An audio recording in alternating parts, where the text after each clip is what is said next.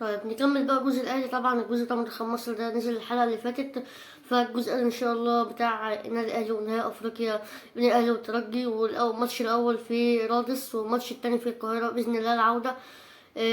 ماتش الترجي هيتلعب يوم السبت بعد بكره، الحلقه دي متصوره يوم الخميس، فان شاء الله تنزل قبل الماتش يعني النهارده باذن الله او بخلال بكره بالكتير. نتكلم سريعا. الفرقتين واجهوا 20 مره، الاهلي كسب 10، الترجي اتعادلوا 6 مرات، الترجي كسب 4. الاهلي كفته ارجح في ناحيه تسجيل الاهداف، مسجل اكتر. يعني المشكله بقى في الناحيتين. خسرنا نهائي 2012 منهم ترجي رادس، خسرنا نهائي 2018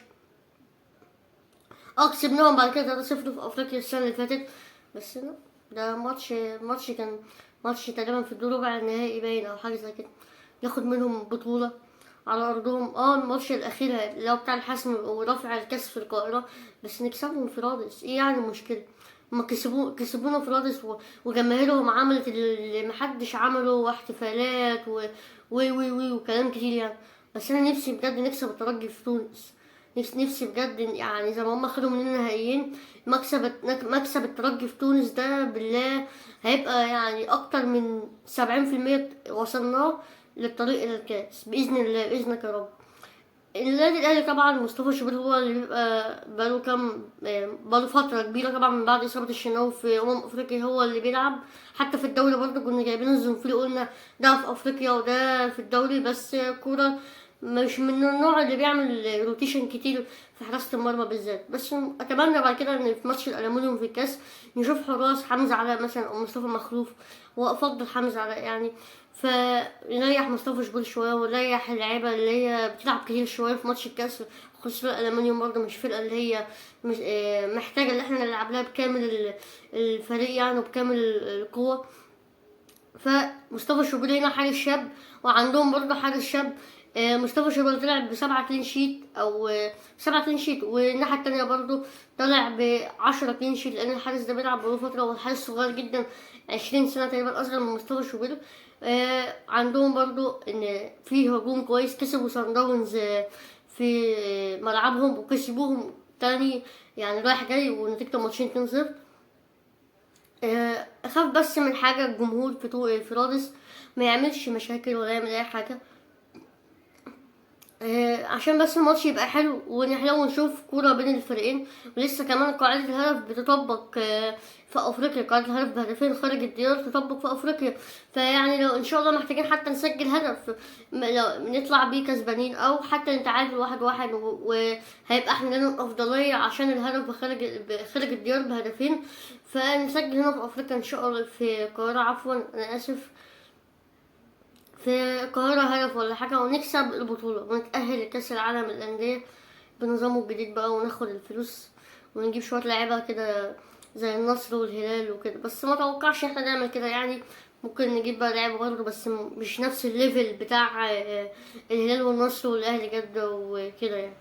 الأهلي برضه عنده الهجوم، بيلعب رضا سليم، شحات، كهربا، وسام أبو علي، اللي بصراحة من ساعة ما لعب وسجل في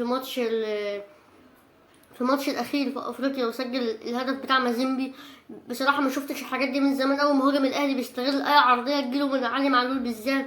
لو كان معانا مهاجم من زمان اسطوري، مهاجم زي ما بيقول الكتاب بيلعب بهيد، يمين ماشي شمال ماشي زي عماد متعب قبل كده، الحاجات اللي شبه دي كده، كان سجل اهداف. وعلي معلول ده بقى في حته تانية بالاسيستات.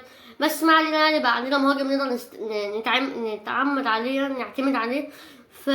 ما اعتقدش ان اي حد هيلعب هو وسام، واعتقد كمان الشحات وتاو هما اللي هيلعبوا برضو. في خط النص بقالنا كام فترة كده، او تقريبا بقالنا شوية حلوين بنلعب بأكرم بإمام وبمروان، وإن شاء الله قفشة يكون له دور. بس أعتقد إن مروان وأكرم توفيق ومروان عطية حاجزين مكانهم أساسي في نص الملعب. قلب الدفاع أتمنى إني يعني أشوف متولي بعد ما رجع من الإصابة وعمل ماتشات كويسة جدا وسجل هدف كمان في الدوري. وعمل ماتش جامد جدا قدام البلدية وسجل قدام الاتحاد هدف. أشوفه هو وعبد المنعم جنب بعض، بالله ثنائية عظيمة. كفايه رامي ربيعه كده بقى، كفايه بجد. على اليمين طبعا ما قدمناش غير محمد هنا عشان عمر كمال مش مؤيد في افريقيا، الا لو كان موجود يعني كنا هنقول عمر كمال بالتاكيد. بصراحه لعب جامد جدا، كويس ان احنا ما سيبناهوش يروح نادي الزمالك. لعيبه زي دي كده عاملين زي بايرن ميونخ، اي لاعب في مصر حلو زي ما بيعملوا في المانيا تعال عندي نتروق، انت هتروق واحنا نتروق وكلنا مبسوطين مع بعض. على الشمال طبعا علولو، وطبعا مصطفى شوبير هو الحارس. اعتقد دي التشكيله اللي هيلعب بها كولر في قلب الماتش ده، وان شاء الله نقدم ماتش كويس جدا. الترجي فرقه محترمه جدا، بقالهم كام موسم ما بيوصلوش نهائي. الموسم ده كسبوا سان داونز وكانوا في المجموعات برضه تاهلوا مع فرق ما اعتقدش، مش فاكرها قوي الصراحه، بس كانوا فرق محترمه اعتقد يعني، وعملوا اداء كويس جدا وتاهلوا. واظن لو هي مش فرقه، لو فرقه مش حلوه مش هيتاهلوا لنهائي افريقيا. مفيش حد بيتاهل لنهائي افريقيا هو مش حلو. طبعا بتاع كايزر تشيفز ده زمان ما اعرفش متأهل ازاي اصلا، كسبناهم 3، كان بطولة، حاسس ان هو ماتش ودي او بطولة ودية. بس ما علينا، ان شاء الله نقدم ماتش كويس وتحصل مفيش مشاكل ولا اي حاجة في الملعب، ونيجي هنا برضه مفيش مشاكل ولا اي حاجة في الملعب ونشجع كويسين جدا.